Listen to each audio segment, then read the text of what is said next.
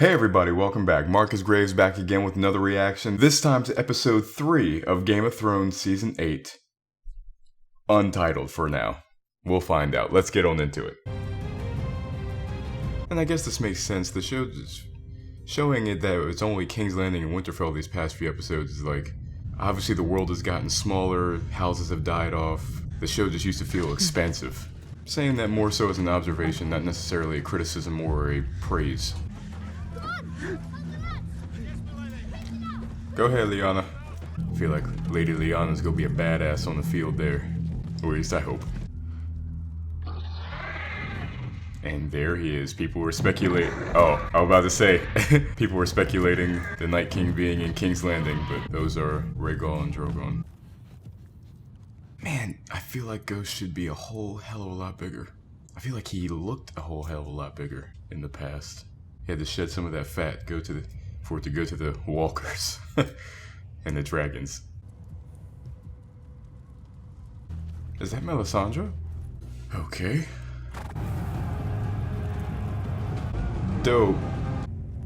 I'll tell you one thing, she did pick the best time. You can't kill her right now. Jon said if she ever came back, he'd hang her, but he doesn't have the time to hang her right now, so. That's a dope looking shot though. Like, do you see the army yet? What are you firing at? And how did Melisandre come from that direction when the walkers are coming that way too? Weren't they coming from the north? Whoa! Whoa! Are you serious? With the Dothraki just taken out like that? That doesn't bode well. Oh my gosh. Oh my gosh. It's like just a wall of them.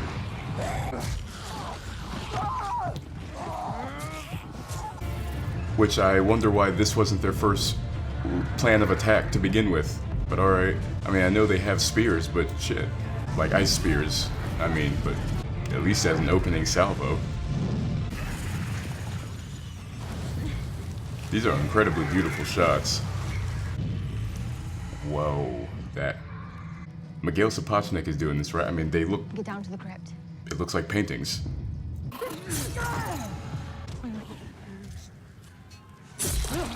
I knew it.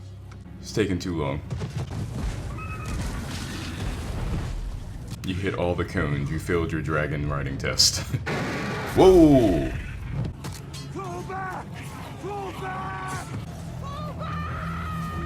Now, of all the front line that died, they didn't die. Just a question. And some of you guys may think this is taking a negative route. It's not purposeful, or I'm not trying to take that. It's just like Jaime on the front line is a one-legged man in an ass-kicking contest and he didn't die. I don't want him to, I'm just saying.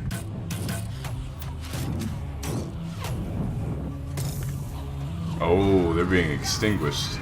It's too cold. He brings the storm. You lit those swords on fire, bitch. Why don't you light up the trench for us? It wouldn't work between us. The Dragon Queen.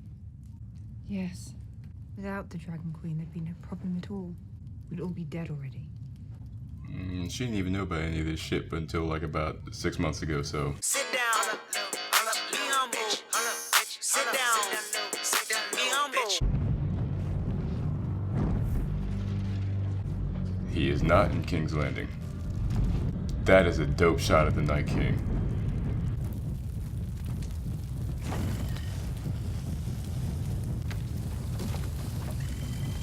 Oh, smother the fire. The rest of the army could just walk over them, eventually. Yo. This is the best the Night King has ever looked.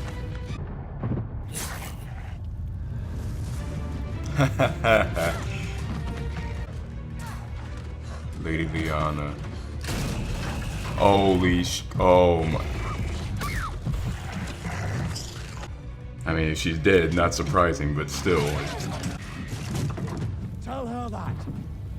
I was thinking that, like, he'll probably come back for Arya to protect her.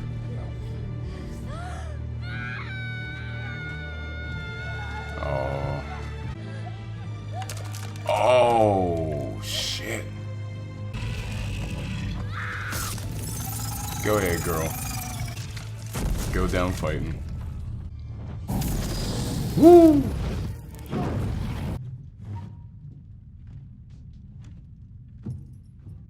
Game of Thrones Splinter Cell Edition.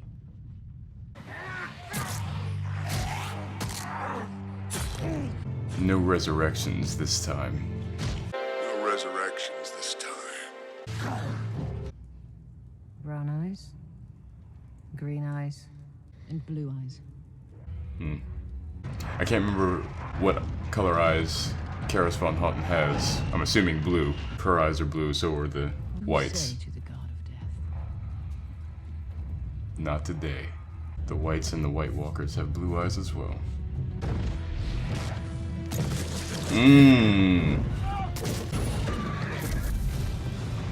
Oh, she knocked him off.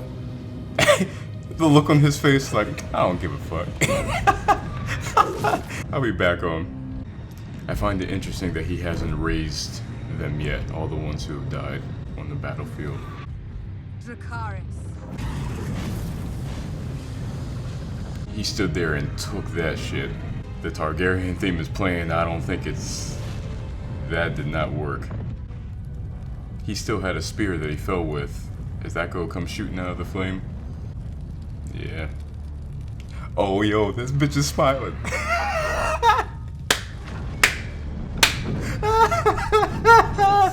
He said, oh, you thought. Oh my gosh. That was some badassery right there. Yo, he is nonplussed. He is unbothered. I hear you, boy. You want some? Come get some. Now he's raising them. Once again, like at Hardhome, that's a power move. Back down, bitch. Back down. Sit down, be humble.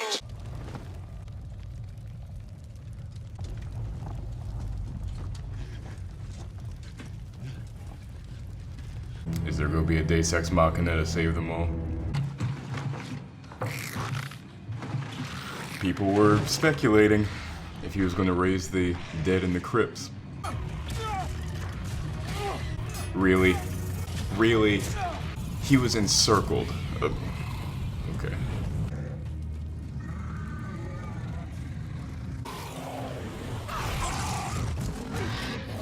How about I say, girl? Fly. Come on, fly. Go get on out. Yo, are they really gonna kill Drogon here?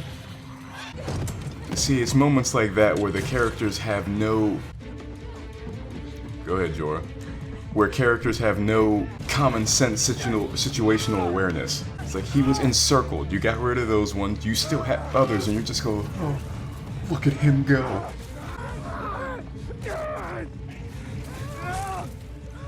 I'm about to say, that's Sam. You just gonna leave him there? I mean, well, he is trying to get to Bran, but... Arya went to go do something. I have a feeling whatever it is going to happen now, if not soon. Arya's gonna do something. That is an unsettling and disturbing sight.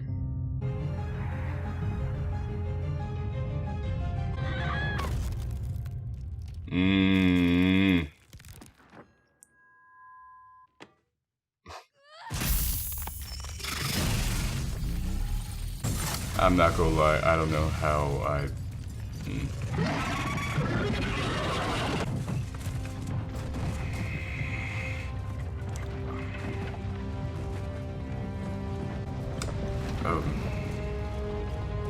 I ain't go...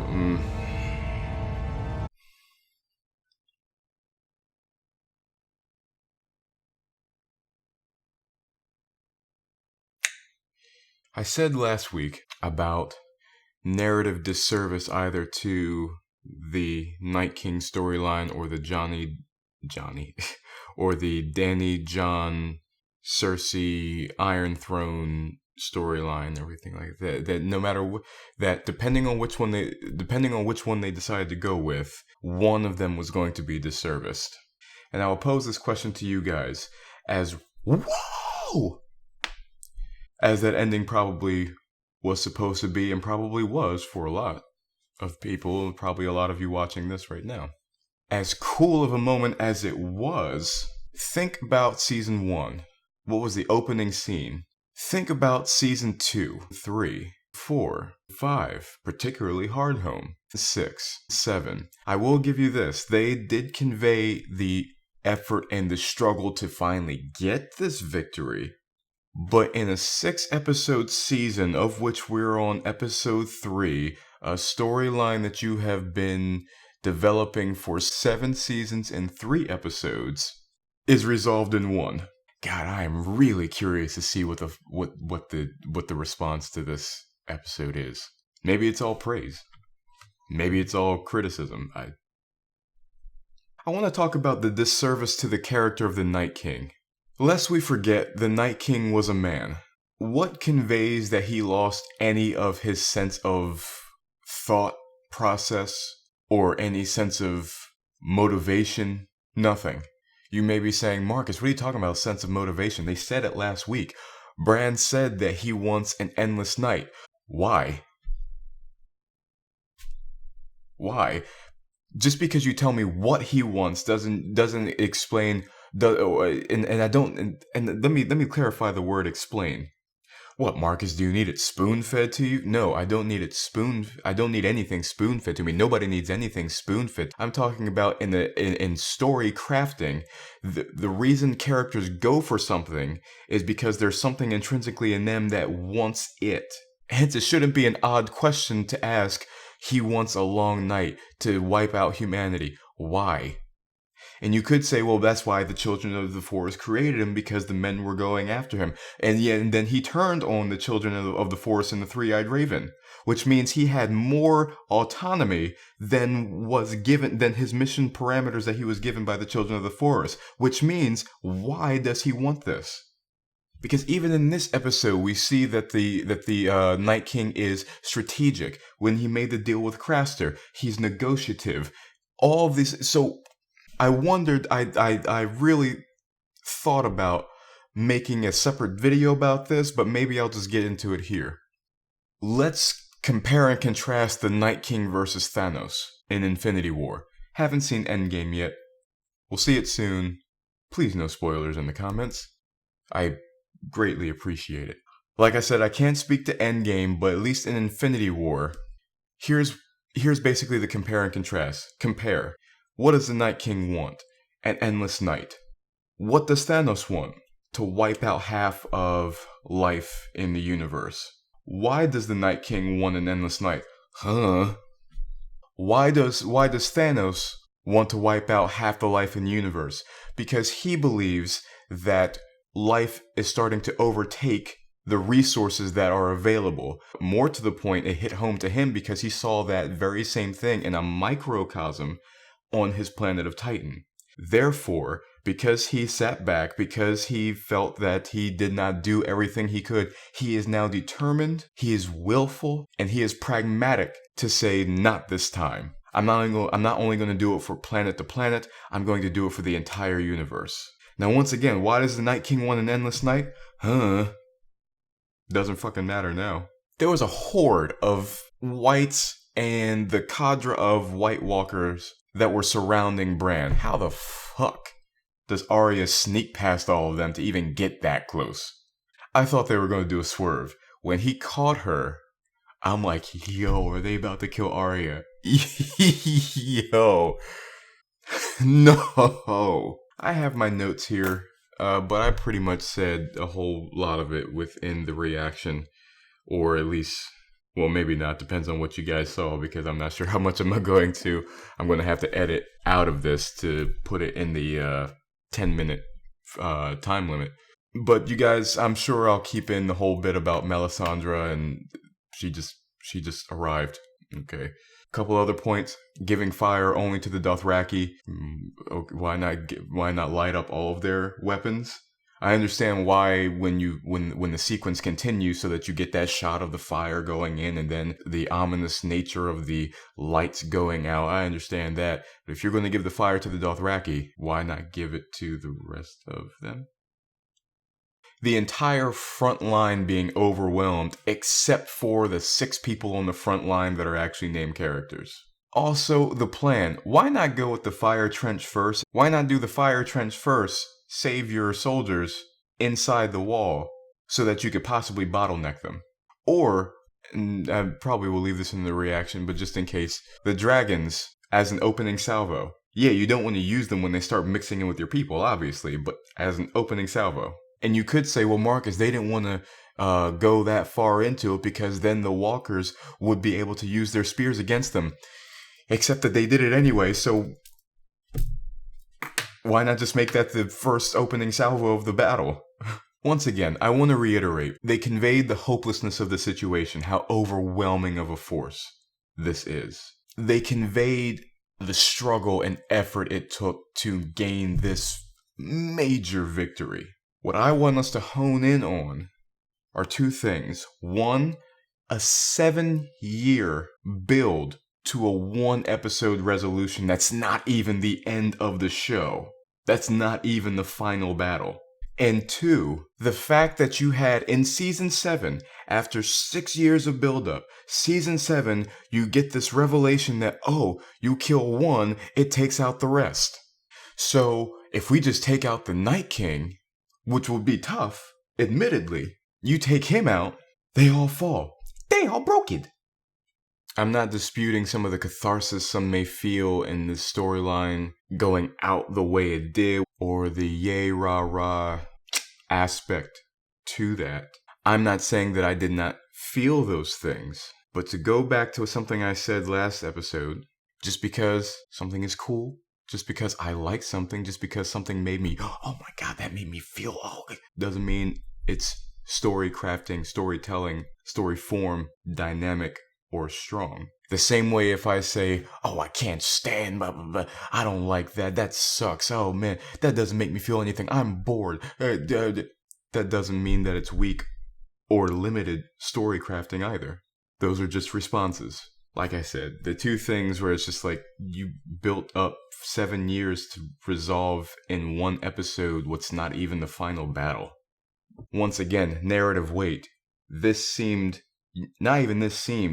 You made this the point and the emphasis methodically, progressively throughout the series. Yet your conclusion shot all the way up here. Of course, the dagger is Valyrian steel.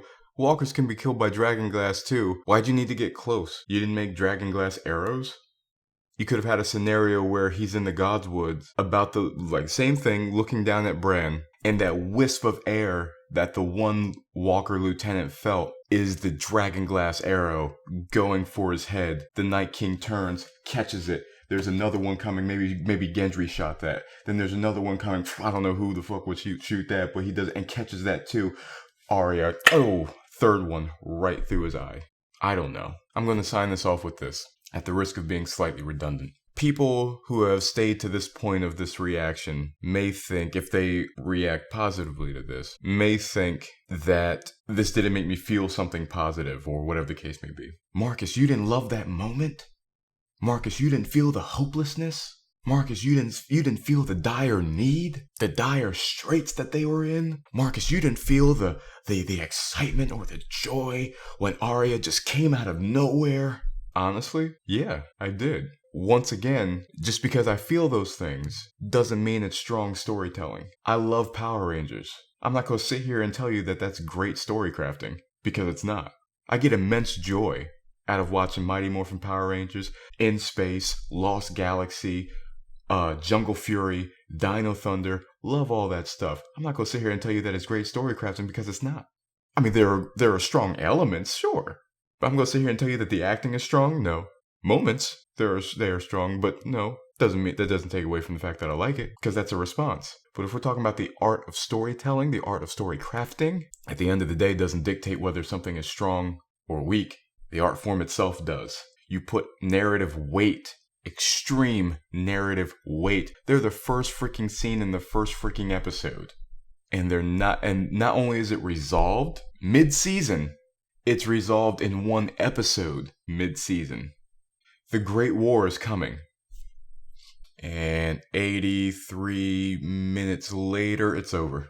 Well, I hope you guys enjoyed this reaction. If you did, please remember to like, comment, share, and subscribe if you're so inclined. Check out my channel for all my other content that I have on there, my short film Yin and Yang, reactions, breakdowns, all that good stuff that's on there. And I'll see you guys next time. Have a good one.